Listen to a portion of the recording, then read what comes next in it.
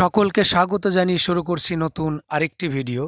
তো এই ভিডিওটিতে প্রাথমিক শিক্ষক নিয়োগের বর্তমানের অবস্থা সম্পর্কে আলোচনা করব। তো প্রথমেই যে পয়েন্ট আমি রেখেছি 2022 স্টেট পাস প্রার্থীদের জন্যে তাদের আর কত অপেক্ষা করতে হবে, কারণ তারা কিন্তু যথেষ্ট চেষ্টা চালিয়ে যাচ্ছে বিভিন্ন আন্দোলনের মাধ্যমে, বিভিন্ন কর্মসূচির মাধ্যমে। তাদের একটাই দাবি, তাদের যেন নতুন নিয়োগের যে বিজ্ঞপ্তি সেটা যেন আসে। এইবার এই পরিপ্রেক্ষিতে আমি পুরনো ভিডিওগুলিতেও বলেছি যে প্রাথমিকের ক্ষেত্রে কিছু নিয়ম একটু অন্যরকম থাকার কারণে এই নতুন নোটিফিকেশনগুলি আসতে বাধা হয়ে দাঁড়ায়। সেই সব কী নিয়ম? না, প্রাথমিক একটা নিয়ম রয়েছে কি, যে যারা টেট পাস করে যাবে তাদের বয়স যত দিন থাকবে তারা কিন্তু অ্যাপ্লাই করতে পারবে। অর্থাৎ একবার টেট পাস করলে সে যদি আর কোনো দিন টেট পরীক্ষা নাও দেয়, কোনো যায় আসে না। এই নিয়মটাই কিন্তু সবথেকে বড় ভয়াবহ, মানে এক কথায় বলতে গেলে বাধা সৃষ্টি করছে। কেন বললাম? কারণ ওই যে দেখো ২ নম্বর পয়েন্ট আমি রেখেছি যে 2022-এর যে নিয়োগ 11,758, 9,533 প্যানেলের নিয়োগ অলরেডি হয়ে গেছে।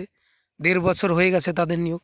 পরবর্তীতে অবশিষ্ট সিটের ওপরে বিভিন্ন মামলা মোকদ্দমা হয়, কিন্তু আসল যে মামলাগুলি ছিল, যেখানে ৩ নম্বর পয়েন্ট আমি রেখেছি এনআইওএস ডিএলএড, সেটাও কমপ্লিট। 20-22 ডিএলএড সেটাও কমপ্লিট। এমনকি ডাবল ডিগ্রি যাদের ছিল, বিএড করা ছিল কিন্তু পরবর্তীতে 20-22-এ ট্রেনিং করা ছিল ডিএলএড, তাদেরও একটা মামলা ছিল, সেটাও কিন্তু কমপ্লিট। হয়তো নতুন করে কিছু প্রার্থী আবার মামলা করেছে কলকাতা হাইকোর্টে। তো সব কিছু দেখতে গেলেই কিন্তু কমপ্লিট হয়ে গেছে, তবুও কিন্তু নোটিফিকেশান যেটা নতুন, সে যেটা আসার কথা নতুন নোটিফিকেশান, সেটা কিন্তু বাধা সৃষ্টি করছে। কারণ কেন? মেধা তালিকা আগেরটাই আসছে না। এখন ওই যে যেসব ক্যান্ডিডেট রয়েছে 20-22 বলো, এনআইওএস বলো, ওরা তো নতুন নোটিফিকেশানে আগ্রহ দেখাবে না, কারণ ওরা অলরেডি, সেই সব প্রার্থীরা অলরেডি কিন্তু ইন্টারভিউ দিয়ে রেখেছে। সেখানে পাবে কি পাবে না কিছুই বলছে না, মেধা তালিকা আসছে না। সুপ্রিম কোর্ট থেকে বলে দিয়েছে যে ভেরিফিকেশন ওয়েট হয়ে গেলে মেধা তালিকা যেন নিয়ে আসে। তো সেক্ষেত্রে এখন কি হতে পারে ওখানে বিলম্বের কারণ? না, একটা কারণ হতে পারে যারা ডবল ডিগ্রি তাদের একটা কিন্তু কেস রয়েছে, অর্থাৎ বিএড হিসাবে অ্যাপ্লাই করেছিল, পরবর্তীতে বিএড বাদ চলে যায়। তাদের মধ্যে অনেক ক্যান্ডিডেটের ছিল, সেটা 20 জন হোক, 40 জন হোক, যাই হোক ছিল, তাদের কিন্তু 20-22-এ ডিএলএড করা ছিল। আর 20-22-ও যদি দেখা যায় পরবর্তীতে ভ্যালিড হয়েছে, তাহলে এখন তারাও কিন্তু একদিক থেকে যোগ্য। তো সেই বিষয়টা এখন আদালতের রায় ছাড়া তো হচ্ছে না। তো এক কথায় বলতে গেলে এই জায়গাতে আমি বলবো, যারা পুরনো ক্যান্ডিডেট, যারা অলরেডি ওই নিয়োগের মধ্যে আছো, এনআইওএস 20-22 ডাবল ডিগ্রি, তারা কিন্তু মনে মনে ভাবছো যে আমাদের এনআইওএসের কেস ছিল আলাদাভাবে, 20-22-এর কেস ছিল আলাদাভাবে, এতগুলো আলাদা মেধা তালিকা আসবে না, আর এটা পর্ষদ কোনো দিন দেবেও না আলাদা আলাদা করে। 9,533 অলরেডি একটা আলাদা হয়ে গেছে, তার সাথেই কিন্তু সাজুজ্য রেখেই যে কাট অফটা হয়েছে, তার সাথে সাজুজ্য রেখেই কিন্তু আসবে আগামী দিনে, আর ওইটাই আসার কথা আগামী দিনে, যে মেধা তালিকাটা। অর্থাৎ এখানে এনআইএসের জন্য আলাদা, 20-22-এর জন্য আলাদা, ডবল ডিগ্রি দেখবেন, যারা ডবল ডিগ্রি একটা কেসের অর্ডারে হাইকোর্টের অলরেডি কিন্তু প্রকাশ করা রয়েছে ওয়েবসাইটে, সেটা 50 জন হোক কি 56 জনের মতন রয়েছে, তাদের কিন্তু এখনও নিয়োগপত্র কিন্তু হাতে দেয়া হয়নি, অর্থাৎ শর্ত সাপেক্ষ ওয়েবসাইটে প্রকাশ করা হয়েছে। এই যে যে যতগুলো ক্যান্ডিডেট প্রার্থীরা এখনও অবশিষ্ট আছে, তাদের কিন্তু এক জায়গায় নিয়ে আসবে, নিয়ে এসে প্রকাশ করবে। তারপরে দেখা গেল যারা পেলো তারা পেয়ে গেল, আর যারা পেলো না তখন তারা কিন্তু নতুন নিয়োগের ক্ষেত্রে বাধা সৃষ্টি আর করবেও না, আর থাকবেও না বাধা। আবার এই সমস্ত কিছু করতে গিয়ে আগামী দিনে 23 স্টেট যেমন হয়ে গেছে, তার রেজাল্টও কিন্তু কমপ্লিট, ভেতরে ভেতরে হয়তো প্রকাশ করছে না। কেন করছে না? এইখানে পাশ করা মানেই তাদেরও সেই একটাই দাবি থাকবে, নিয়োগ, সেই জন্য প্রকাশ করা হচ্ছে না। কাজেই এই যে যতটুকু সময় আগামী দিনে যত সময় পার হবে, এইটা পুরনোটা যতটা লেট হবে, এনআইএসের ক্ষেত্রে 20-22-এর ক্ষেত্রে মেধা তালিকা আসতে একসাথে, ততই কিন্তু আগামী দিনে এই যে 23-এর টেটের রেজাল্ট সেটা বার হবে, তার সঙ্গে সঙ্গে এটাও বলে রাখি যে প্রশ্ন ভুলের মামলা, সেটা যেহেতু এখন বোর্ড মেনে নিয়েছে, তারও কিন্তু রেজাল্ট বার হবে। সেখানে একটা দুটো প্রশ্ন ভুল প্রমাণিত হওয়া মানে নাম্বার বাড়বে, নাম্বার ওখানে কমার জায়গা নেই, বাড়ার সম্ভাবনাই প্রবল। সেক্ষেত্রে 17 টেট থেকে আবার পাস করবে, আবার অন্য দিক থেকে দেখা গেলে 2022-এর টেট থেকেও আবার পাস করবে। তাহলে এই ক্যান্ডিডেটগুলো যাবে কোথায় নিয়োগ না পেলে?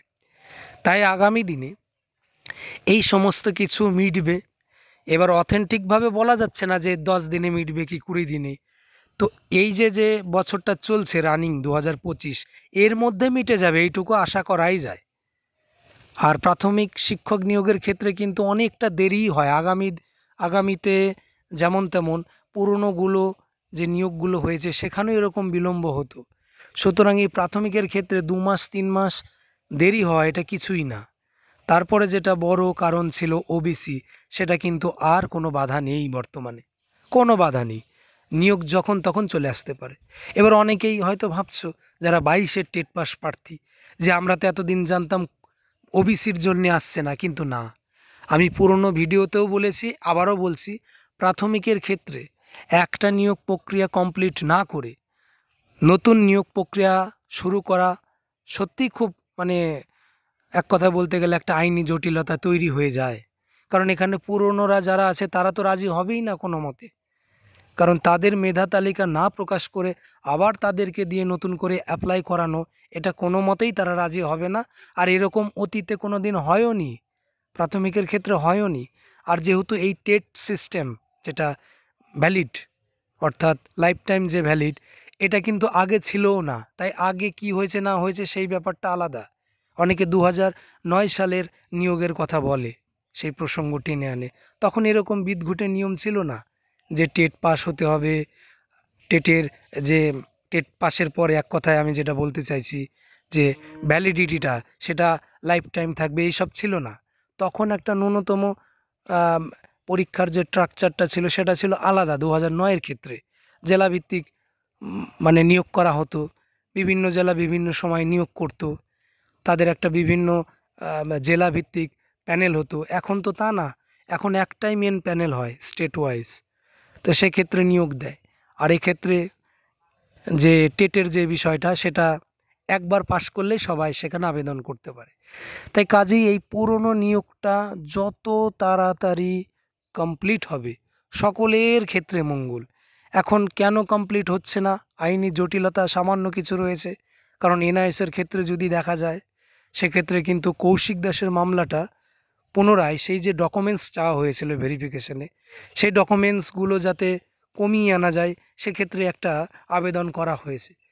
তো সেই বিষয়টা রয়ে যায়। আর অন্যদিকে বেশ কিছু বিএড প্রার্থী পরবর্তীতে এসে 2022 যেহেতু ভ্যালিড হয়েছে ডিএলএড ব্যাচ, তো অনেকে তারা সেই 2022 ব্যাচের মধ্যে তারা প্রার্থী, তো তারা আবার কেস করেছে। তো সেই বিষয়টা দেখে একটা পূর্ণাঙ্গ অবশিষ্ট যে প্যানেল সেটা কিন্তু আসবে। আলাদা আলাদা কোনো মতেই সম্ভব নয়, এনআইএসের আলাদা 2022-এর আলাদা, এটা সম্ভব নয়, একসাথেই আনবে। কারণ নোটিফিকেশান একটাই, কেস বিভিন্ন রকম যতই হোক, একটা নোটিফিকেশনের ওপরেই কেসটা হয়েছিল। 11,765 যে ভ্যাকেন্সিটা, তার উপরেই কেসটা হয়েছিল। সুতরাং এখানে একটাই মেধা তালিকা আসবে। আর 2022-এর ব্যাপারটা তো বলেই দিলাম। আর যারা 22-এর টেট, তাদের আর কিছুটা দিন ধৈর্য রাখতে হবে। কারণ এতদিন যেহেতু ধৈর্য রেখেছো, আর কিছুটা দিন ধৈর্য ধরো। আর আগামীতে চেষ্টা করে যাও যে যেভাবে নোটিফিকেশান যাতে আসে তোমাদের মতন তোমরা চেষ্টা করে যাও। যদিও আমি যে কথাগুলি বললাম এটা কিন্তু নিয়মে আছে, তাই আমি বললাম যে পুরনো নিয়োগ কমপ্লিট না হলে নতুন নিয়োগ, কিন্তু তার মানে এই না যে নিয়োগ আনাই যাবে না। নতুন নিয়োগ আনলেই আনা যেতে পারে, একটা বড় ধরনের ভ্যাকেন্সি ঘোষণা করে আনলেই আনা যেতে পারে। এবার সেক্ষেত্রে হয়তো আইনি জটিলতা বাড়তে পারে বলে আনছে না, তাই আর কিছুটা দিন ধৈর্য ধরতে হবে। সেই সঙ্গে এটাও বলবো 23-এর টেটের যে রেজাল্ট সেটাও পাবলিশ হবে, সেখানেও ভয় পেয়ে লাভ নেই, সেখানে খুব বেশি পাস করবে না। তবে যত ক্যান্ডিডেট রয়েছে 2022-এর টেট পাস করে, সেখানে কিন্তু এটা বলতে গেলে বেশি সংখ্যায় পাস কিন্তু করে রয়েছে। তা আগামী দিনে প্রিপারেশনটাও নিতে হবে, ভেতরে ভেতরে চেষ্টা করতে হবে যে নোটিফিকেশান যেন তাড়াতাড়ি আসে, সেই সঙ্গে ইন্টারভিউর প্রিপারেশনে কিন্তু চালিয়ে যেতে হবে। কারণ প্রাথমিকে চাকরি করতে গেলে একাডেমিক যেমনই থাকুক না কেন, 10 নম্বর যে ইন্টারভিউ হয় তার গুরুত্ব কিন্তু খুবই খুবই রয়েছে। কারণ এই ইন্টারভিউতে কেউ 4 পেলো, কেউ 10-এ 10 পেলো, ওখানেই কিন্তু অনেকটা এগিয়ে পিছিয়ে হয়ে যায়। যে দেখা গেল অনেক আগে সে পিছনে পড়ে যায়, যে দেখা গেল অনেক পিছনে সে ভালো ইন্টারভিউ দিয়ে 10-এ 10 পেয়ে কিন্তু বা 9 পেয়ে অনেক আগে চলে যাবে। এটাই কিন্তু প্রাথমিকের ক্ষেত্রে হয়। তাই মোটামুটি 1, 2, 3 এই যে পয়েন্টগুলো ছিল, কিছু কিছু হলেও আমি যতটা পারলাম বললাম। তো এর ওপরে যদি কারোর কোনো প্রশ্ন থাকে অবশ্যই কমেন্ট করো, আমি তার উত্তর দেব। আর সেই সঙ্গে জানিয়ে রাখি, এই প্রাথমিক শিক্ষকতার বাইরে যে সমস্ত ফর্ম ফিল আপগুলি যেমন হয় গ্রুপ সি, গ্রুপ ডি, এসএসসির, সেগুলাও কিন্তু তোমরা করতে পারো। কারণ সুযোগ সব দিক দিয়েই আসে, তো সব কিছুর সুযোগই নেওয়া দরকার। যখন যেটা হবে সেটাতেই কিন্তু যেতে হবে। তো এই বলে এই ভিডিওটা শেষ করছি। আর যারা এখনও আমার এই চ্যানেলকে সাবস্ক্রাইব করনি, আমার এই চ্যানেলটিকে সাবস্ক্রাইব করে আমার এই চ্যানেলের পাশে থেকো এরকম ধরনের আপডেট পাওয়ার জন্যে।